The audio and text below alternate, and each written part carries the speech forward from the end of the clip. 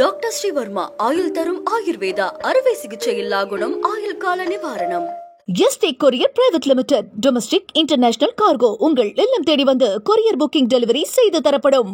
சீமானின் அரசியல் குணங்கள் அம்பலமாகி வருகின்றன.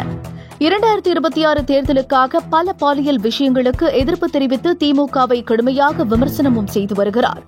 ஆனால் சீமான் மீது பாலியல் வழக்கு அமலில் உள்ள நிலையில் சீமான் பாலியல் குற்றங்களுக்கு எதிர்ப்பு தெரிவிப்பது வேடிக்கையாக இருக்கிறது என்று நெட்டிசன்கள் கூறி வருகின்றனர்.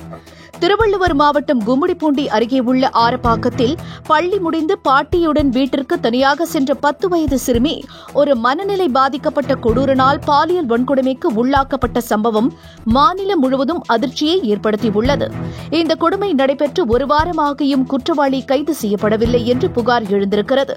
இது தொடர்பாக நாம் தமிழர் கட்சி தலைவரும் அரசியல் விமர்சகருமான சீமான் கடுமையாக திமுக அரசை எச்சரித்து அறிக்கை வெளியிட்டுள்ளார். சிறுமியின் தாயின் கதறலான அழுகை ஒளி நெஞ்சை பிளக்கும் அளவிற்கு வேதனையூட்டுகிறது.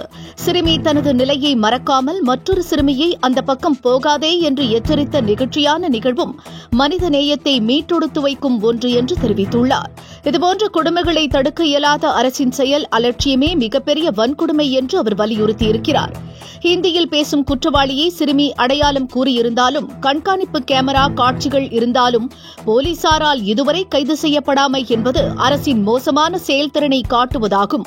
சீமான் மேலும் கூறுகையில், அப்பாவி அஜித்குமார் மீது சந்தேகத்தின் பேரில் போலீசார் விசாரணையின் பெயரில் அடித்துக் கொன்ற சம்பவம் நடந்திருக்கிறது. ஆனால் உண்மையான குற்றவாளி இன்னும் சுதந்திரமாக சுற்றித் திரிகிறாள்.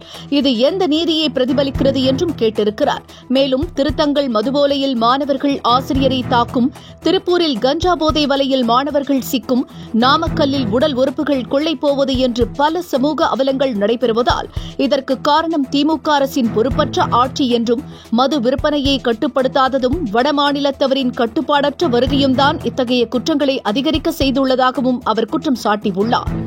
சிறுமிக்கு உரிய சிகிச்சை அளிக்க வேண்டும் என்றும் உளவியல் ரீதியாக நம்பிக்கையுடன் மீண்டு வர அரசு முழுமையான பொறுப்புடன் செயல்பட வேண்டும் என்றும் மேலும் இந்த கொடூரனை உடனடியாக கைது செய்து கடுமையான தண்டனையை அளிக்க அரசு நடவடிக்கை எடுக்க வேண்டும் என்றும் சீமான் வலியுறுத்தியுள்ளார். அத்துடன் வன்கொடுமைக்கு உள்ளான சிறுமி விரைவில் முழுமையாக குணமடைய நான் பிரார்த்திக்கிறேன் என்றும் தெரிவித்திருக்கிறார். என்றும் உங்களுடன் மை இந்தியா. முக்கிய செய்திகளை உடனுக்குடன் தெரிந்து கொள்ள சப்ஸ்கிரைப் பண்ணுங்க, பெல் பட்டனை பிரஸ் பண்ணுங்க. என்றும் உங்களுடன் மை இந்தியா.